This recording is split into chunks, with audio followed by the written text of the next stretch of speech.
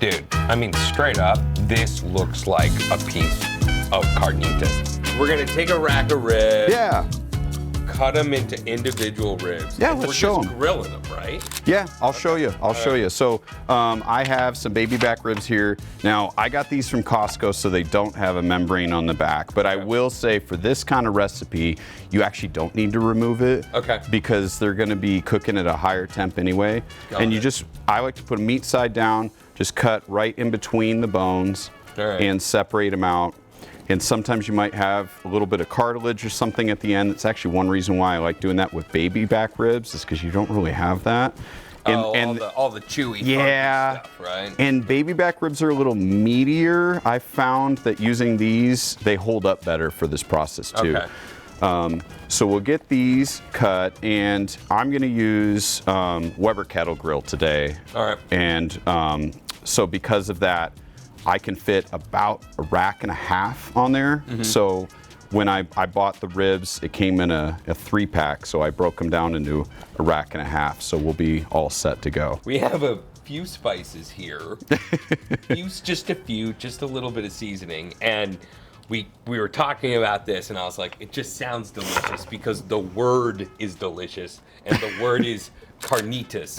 So he's literally gonna make carnitas ribs, which is nuts because carnitas is technically like, could be the whole pig, but chunks of pork cooked in its own fat. Yeah, exactly. Right? Kind of a confit, if you will. So when I think about it, when you have really good carnitas, super crispy exterior, still very juicy, and how can you recreate that on the grill? And that's really what I wanted to do here. So important, obviously, to get a good cut of the pork. So I'm gonna put these back in the pan, because what we'll do is we'll get the seasoning going, and then we'll season these up. I'll do that since I got my hands dirty. And why don't you grab the bowl real quick? Okay. And then we'll start making this rub. We'll just grab one, and I'll tell you what it is. We'll just start throwing it in. We got some kosher salt. I had a feeling I was going to do the guest game. Okay, so kosher throw it salt. in. Yep. Right. We're gonna throw all of it in. Okay. Let me guess. Pepper. Salt and pepper. You got it. Now this is where things are getting interesting. Yeah, Mexican oregano. Yep. Right. I swear it's actually oregano. Now. Garlic powder? Granulated garlic, yeah, absolutely. Cool. Okay, brown sugar? Yeah, so. Interesting. Yeah, so add the brown sugar, and then, yeah, it's always a little sticky. Yeah. And then grab the other one, cinnamon. So the reason why I like these two, along with one of the other ones, is because, especially in Arizona, when people cook carnitas, a lot of times they're using like Mexican Coke. You know, so it's got that deep, like, molasses, so that's ground coriander. It's got that molasses kind of spiced flavor, and we're mimicking that today with some of these other ones. I don't know what this is. Ground coriander. Wait, wasn't that coriander? Oh, the first one, sorry, that was cumin and then coriander. Okay. Or cumin. and I say cumin, that's me. I have a guess here. Is this cornstarch? Close. No, I'm just kidding. It's actually really far off. It's onion powder. Damn it. All right, fine. I was thinking about would you use something to kind of enhance the crispy effect? And I've been seeing that in recipes. People are like, oh yeah, corn. Fine, whatever. Yeah, and I've made this rub before. I have this on my website. I've got it in an upcoming cookbook too, and I use it for pork belly, for pork shoulder, because most people will make like baked carnitas with pork shoulder. You know, make pulled pork and then they'll rip it up and throw it in a pan. And so, you know, that's kind of why I wanted to mimic these flavors. But we'll do something fun. Like I said, I've never done this exact recipe. I've actually never used these on ribs before, so it'll be kind of cool. We'll let this hang out for a couple hours. You could even put this in your fridge up to overnight. Totally fine. Just helps get the flavor into the meat a little bit more. Yeah. Then we got to heat up the grill. All right, so we're just gonna cook on a kettle today. Let's just keep it simple. Simple, classic, Weber. Yeah, I'm gonna aim for about 325, 350. I've got the coals lit here, and I'm just gonna throw in a couple wood chunks. I'm just using oak today. And then we'll keep this pretty simple. We're gonna cook the ribs indirect. Let me grab these here. These have been marinating for a couple hours. Yeah, this is the TV cheat code. He already had this done. He's been working a lot. I haven't done jack squat, and I love it. I'm just gonna eat, hang out.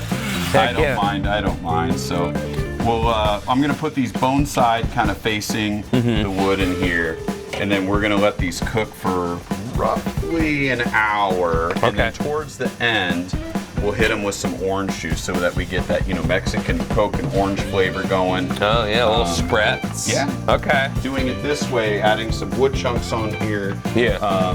Will give it that nice smoky flavor too. Obviously a slightly higher heat, kind of that hot and fast. That's gonna get the nice crispy texture on the outside. Okay. So when you say we were just doing classic rack of ribs, what's your temp? 265, 275. So you are a hot and fast guy. Yeah.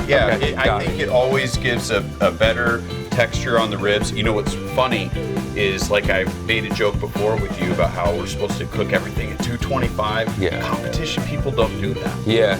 I learned that more people actually cook closer to 300, which is crazy to me. Yeah. So I started kind of finding my spot in the middle, and I just like to hit a range. Just getting it to temp is like half the battle, right? Yeah. That was a G.I. Joe reference if you watched that cartoon from the 80s. And you probably did if you're watching this channel. I should check the demos. Oh wait, should we be aiming younger? No, I mean, insert Mr. Beast reference. All right, cool. So these are in there, 325, and we'll check them in like an hour? Yeah. All right. Guac time. Arizona guac? What guac? What guac are we talking about? This is pretty simple guac. So I like to taste the avocado. I don't like a ton of mix-ins here. Yeah. But we don't have a lot of chilies going on, so I am gonna chop up the jalapeno and add that in here. So now I'm excited because you've never used the molcajete. No, I've been wanting to actually just straight up get one of these. I don't know why I haven't yet. And I've never done it with freaking guac. I use the masher. Yeah, I've had it for a long time. My wife's father bought this for me, and it's just a really awesome tool. So what we're gonna do, we put the jalapenos in here. Okay. Now I added the seeds, so if you don't like spice, definitely don't add the seeds. But another trick that I'm gonna do is we'll cut the limes. And we're gonna add a little bit of salt. So what we'll do is we'll add the salt in here, and this gives a little bit of coarseness. So when you're grinding, it will help mash. It'll help that. Yeah, got it. And then why don't you go ahead and just add the limes in there and just throw them in. I wasn't gonna be able to leave this house. There you go. Something. Okay, here we go. You gotta earn your keep here.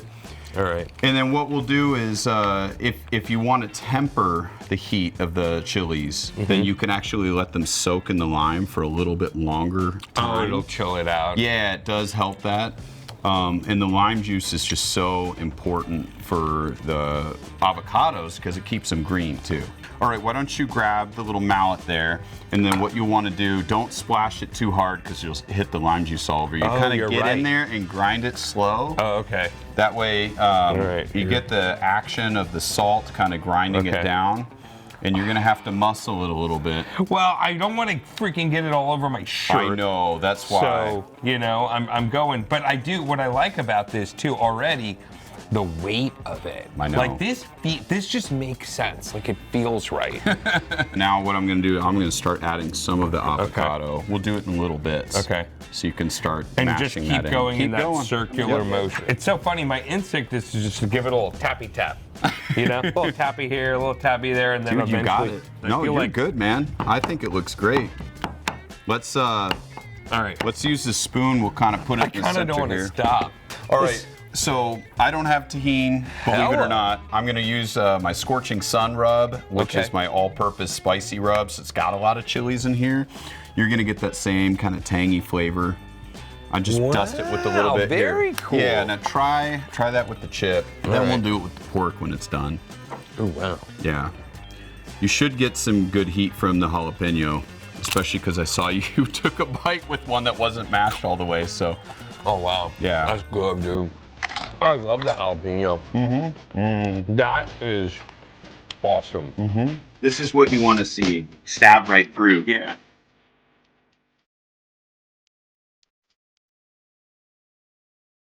I think it's this one. I think that this the one's one? calling. Yeah, that is the one you were eyeballing. Is this a little nub? I think this is a little nubby. So the best part about this is I already. Oh, dude, look. Oh, I'm salivating. And like I said before, looking and staring at this, I swear to you, I'm genuinely fucking excited for this moment right here. The first bite. Oh man. Do you taste the orange? So here. Man, this is a really, really good I rib. gotta jump in. I'm sorry. Oh yeah. No. That's weird. No, wait. It's called carnitas ribs, and some people will be like, "What are you talking about? That's not carnitas. Carnitas is this and that. Whatever." I get it. Here's the thing. Carnitas to me translates to delicious. These are delicious. For me, carnitas, I see recipes where it's like it's freaking pulled pork, and I they're just know. throwing the kitchen sink of spices and aromatics associated with Mexican cuisine into it. That's not exactly carnitas, but all that, the cumin, the coriander, this is like classic food TV stuff. I'm tasting it all, Brad, I'm tasting it all. But you do kind of catch it in the back end. Yeah. And I mean, look, And you almost taste that Coke flavor where Yes. it's caramelized because Yes. it's smoky. You've got the spices in there, the warming spices, the cinnamon.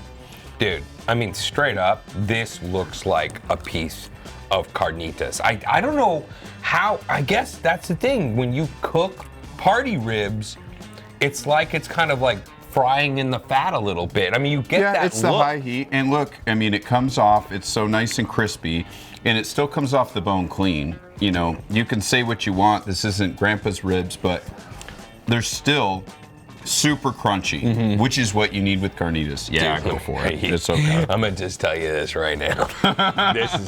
This is what I've been really waiting for. I'm digging. That is fucking fantastic. If you're at all curious on how delicious this is, and maybe you want to, find more recipes like this, go ahead, like the video, smash the subscribe button, Venmo me money, Venmo us money. Like and subscribe to start. We'll get to the Venmo later. Cheers to that. Oh, Dude, man. the only bummer is I'm only here for a couple days.